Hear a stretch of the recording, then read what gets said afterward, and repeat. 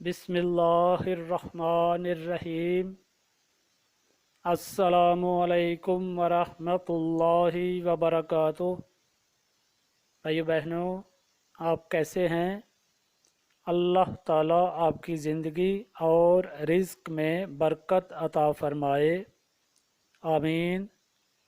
अपने चैनल ऐनुल यकीन पर आपको खुशामदीद कहता हूँ। भाइयों बहनों, नमाज में औज़ु बिल्लाहि मिनश्शैतानिर्रजीम और बिस्मिल्लाहिर्रहमानिर्रहीम कब कब और कहाँ पढ़नी चाहिए और इनका पढ़ना सुन्नत है, वाजिब है या फिर मुस्तहिब है, ये बहुत ही अहम मसला है। यकीनन इससे बहुत से लोगों को फ़ायदा होगा। सबसे पहले ये समझिए कि नमाज में औज़ु बिल्लाहि मिनश्शैतानिर्रजीम कब कब पढ़नी है।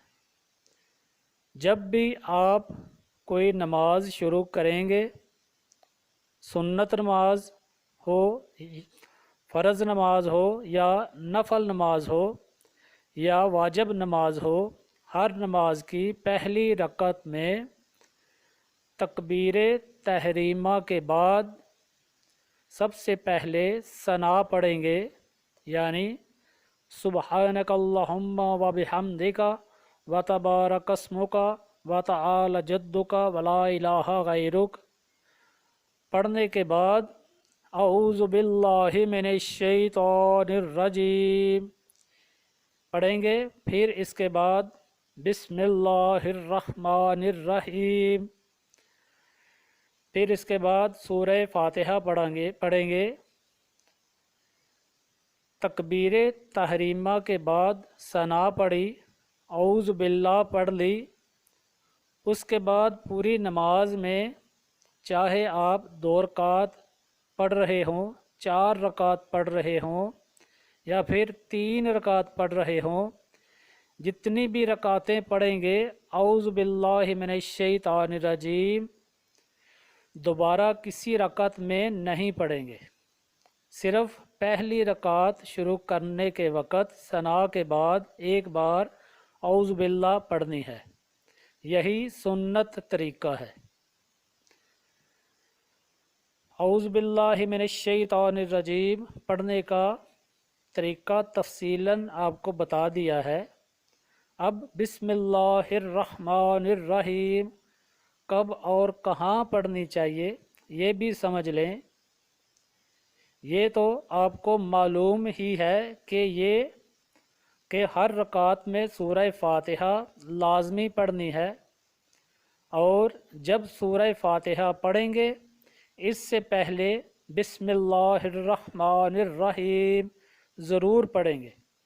ये सुन्नत है। भाइयों बहनों, ये आप यकीनन समझ गए होंगे। सूरह फातिहा पढ़ने के बाद सूरा मिलाने से पहले, यानी जब हम सूरह फातिहा पढ़ लेते हैं उसके बाद हमने क़िरात करनी होती है। सूरह फातिहा के साथ कोई सूरत मिलानी होती है। मिलाने से पहले, कोई भी सूरत मिलाने से पहले बिस्मिल्लाहिर्रहमानिर्रहीम पढ़नी है। यानी सूरह फातिहा पढ़ने के बाद जो क़िरात करनी है उससे पहले भी बिस्मिल्लाहिर्रहमानिर्रहीम पढ़ी जाए। इसका तरीक़ा ये है कि सूरह फातिहा के बाद जो आप क़िरात करेंगे, अगर तो आपने किसी बड़ी सूरा की कुछ आयात पढ़नी हो, जैसे सूरह बकरा की आखिरी आयात या सूरह कहफ की आखिरी आयात, तो इससे पहले बिस्मिल्लाहिर्रहमानिर्रहीम चाहे पढ़ें या ना पढ़ें। हाँ, अगर आपने कोई छोटी सूरा नए सिरे से शुरू करनी हो या कोई बड़ी सूरा की इब्तदाई आयात पढ़नी हो तो बिस्मिल्लाहिर्रहमानिर्रहीम पढ़नी चाहिए। यानी कोई भी सूरा शुरू करने से پڑھیں تو کوئی بھی سورہ شروع کرنے سے پڑھنے سے پہلے بسم اللہ الرحمن الرحیم پڑھیں۔ اگر کسی سورہ کی آخری آیات یا درمیانی آیات پڑھیں گے تو چاہے بسم اللہ نہ پڑھیں۔ نئی سورہ شروع کریں گے تو بسم اللہ الرحمن الرحیم پڑھیں گے، یہ مستحب طریقہ ہے۔ آپ سنت اور مستحب کو ادا کریں گے تو آپ کی نماز کا جو ثواب ہے وہ بڑھا دیا جائے گا۔ سنت اور مستحب پر عمل کرنے سے نماز کا ثواب بڑھ جاتا ہے۔ اب اگر آپ سورہ فاتحہ سے پہلے بسم اللہ الرحمن الرحیم پڑھنی بھول گئے تو سجدہ سہو واجب نہیں ہوگا۔ یعنی اگر سجدہ سہو کہتے ہیں کہ کوئی نماز کا رکن آپ بھول جائیں گے تو سجدہ سہو کرنا پڑتا ہے، تو اگر آپ سورہ فاتحہ سے پہلے بسم اللہ الرحمن الرحیم پڑھنا بھول گئے تو اس پر سجدہ سہو واجب نہیں ہوگا، کیونکہ سنت کے چھوٹ جانے سے سجدہ سہو واجب نہیں ہوتا، واجب کے چھوٹنے سے سجدہ سہو واجب ہو جاتا ہے۔ بھائیو بہنوں، ایک مرتبہ پھر آپ کو اس بیان کا خلاصہ بتا دیتا ہوں کہ ثنا کے بعد اعوذ باللہ من الشیطان الرجیم پڑھنا ہے، یعنی سبحانک اللہم و بحمدک و تبارک اسمک و تعالی جدک ولا الہ غیرک۔ پھر آپ نے پڑھنا ہے اعوذ باللہ من الشیطان الرجیم، پھر آپ نے پڑھنا ہے بسم اللہ الرحمن الرحیم، پھر آپ نے سورہ فاتحہ پڑھنی ہے، اور یہی سنت طریقہ ہے۔ پوری نماز میں جتنی بار بھی سورہ فاتحہ پڑھی جائے گی بسم اللہ الرحمن الرحیم پڑھنا سنت ہے۔ سورہ فاتحہ کے بعد سورہ ملانے سے جس کی ہم قرات کرتے ہیں، اگر آپ شروع سے کوئی بھی سورہ شروع کریں گے تو بسم اللہ الرحمن الرحیم پڑھنا مستحب ہے۔ بھائی بہنوں، اللہ تعالی ہمیں شرعی مسائل سمجھنے کی طاقت عطا فرمائے اور ہمیں نیک اعمال کرنے کی طاقت عطا فرمائے اور ہمارے نیک اعمال کو قبول و منظور فرمائے، آمین۔ اللہم صلی علی سیدنا مولانا محمد وعلی آل سیدنا مولانا محمد وبارک وسلم۔ ربنا آتنا فی الدنیا حسنۃ وفی الآخرۃ حسنۃ وقنا عذاب النار۔ یا رب کریم، اپنے پیارے محبوب کا صدقہ ہمارا یہ حدیث سے مبارک سننا اور سنانا قبول و منظور فرما لیجئے۔ یا رب کریم، ہمیں ان احادیث پر عمل کرنے کی توفیق عطا فرما دیجئے۔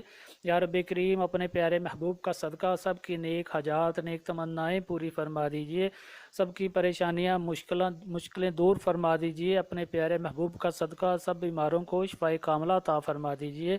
جو بہن بھائی تنگ دستی کی زندگی گزار رہے ہیں، یا رب کریم غیب سے ان کی مدد فرما دیجئے۔ یا رب کریم، جو بھائی بہن رشتوں کے لیے پریشان ہیں ان کے لیے اچھے اسباب پیدا فرما دیجئے، بے روزگاروں کو اچھا روزگار عطا فرما دیجئے، جن کے روزگار ہیں یا رب کریم ان کے روزگار میں ترقی اور برکت عطا فرما دیجئے۔ یا رب کریم، بے اولادوں کو نیک اور صالح اولاد عطا فرما دیجئے۔ یا رب کریم، تمام مریضوں کو صحت کاملہ عطا فرما دیجئے۔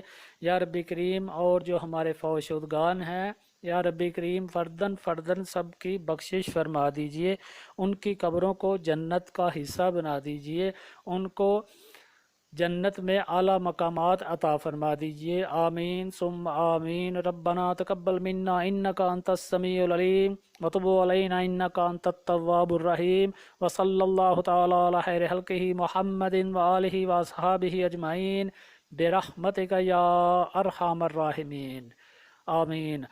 السلام علیکم ورحمۃ اللہ وبرکاتہ۔